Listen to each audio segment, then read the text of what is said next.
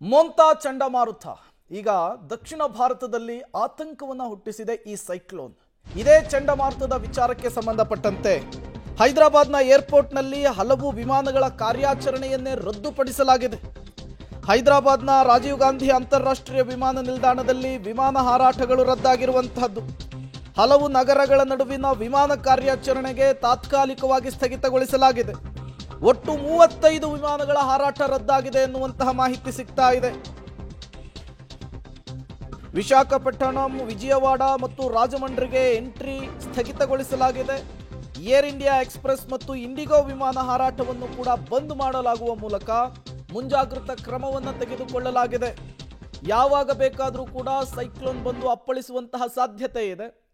ಒಂದು ಕಡೆ ಜನರನ್ನ ರಕ್ಷಿಸುವಂತಹ ನಿಟ್ಟಿನಲ್ಲಿ ಕ್ರಮಗಳಾಗ್ತಾ ಇದ್ರೆ, ಮತ್ತೊಂದು ಕಡೆ ಸೈಕ್ಲೋನ್ನ ವಿಚಾರಕ್ಕೆ ಸಂಬಂಧಪಟ್ಟಂತೆ ಒಂದಿಷ್ಟು ಮುಂಜಾಗ್ರತಾ ಕ್ರಮಗಳನ್ನು ಕೂಡ ತೆಗೆದುಕೊಳ್ಳಲಾಗ್ತಾ ಇದೆ.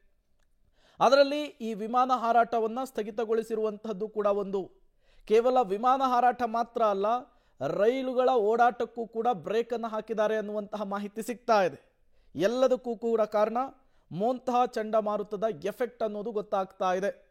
ಇವತ್ತು ಮಧ್ಯರಾತ್ರಿಯಷ್ಟೊತ್ತಿಗೆ ಮೊಂತಾ ಚಂಡಮಾರುತ ಬಂದು ಅಪ್ಪಳಿಸುವಂತಹ ಸಾಧ್ಯತೆ ಇದೆ.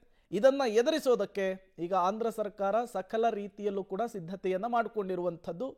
ಇದರ ಎಫೆಕ್ಟ್, ಇದರ ಪರಿಣಾಮ ದಕ್ಷಿಣ ಭಾರತದ ಬಹುತೇಕ ರಾಜ್ಯಗಳ ಮೇಲೂ ಕೂಡ ಬೀರುವಂತಹ ಸಾಧ್ಯತೆ ಇದೆ. ಹಾಗಾಗಿ ದಕ್ಷಿಣ ಭಾರತದ ಎಲ್ಲ ರಾಜ್ಯಗಳ ಕರಾವಳಿ ಭಾಗದಲ್ಲಿ ಹೈ ಅಲರ್ಟ್ ಅನ್ನು ಕೈಗೊಂಡಿರುವಂಥದ್ದು.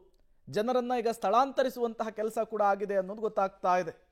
ಇಲ್ಲಿಯವರೆಗೂ 35 ವಿಮಾನಗಳ ಹಾರಾಟ ರದ್ದಾಗಿರುವಂಥದ್ದು ಹೈದರಾಬಾದ್ನ ಏರ್ಪೋರ್ಟ್ನಲ್ಲಿ ಈ ಸೈಕ್ಲೋನ್ನ ಎಫೆಕ್ಟ್ನ ಕಾರಣಕ್ಕಾಗಿ.